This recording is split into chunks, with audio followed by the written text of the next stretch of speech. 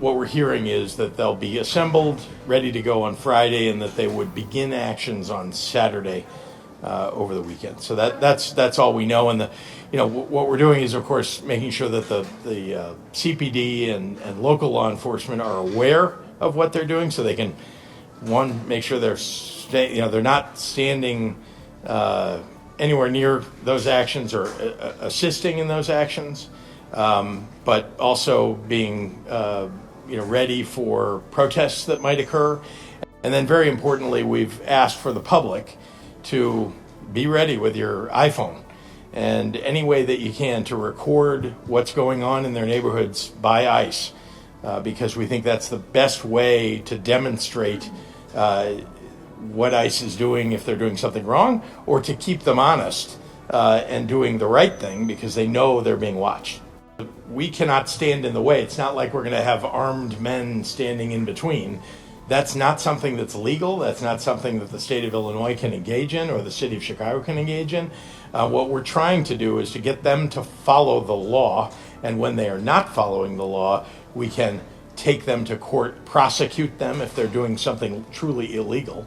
Again, we're going to do everything we can to protect people's safety. That is something that the Chicago Police Department, Illinois State Police, and other local law enforcement are responsible for, but can't stand in the way of the execution of, for example, a warrant that ICE is trying to execute.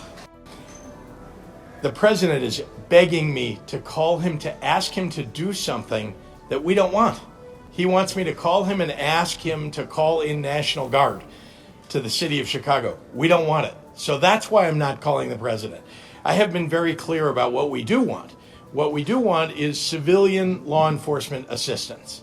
We want to make sure that we have enough FBI, ATF, DEA on the ground. We have some already, as you know. They do really good work, working in tandem with state police, working in tandem with Chicago Police Department. But we can use more. We can interdict more drugs and more guns that are coming across the border into the city, into the state of Illinois. He's begging me to call him because he wants me to ask him for National Guard. That is what he is trying to do. There's a second reason, and you should pay close attention to this. He wants to set into the fact pattern that the governor called him to ask for help. Why? Because he's going to end up in court. He's going to end up in court. And that will be a fact that they will use in court, that the governor called to ask for help.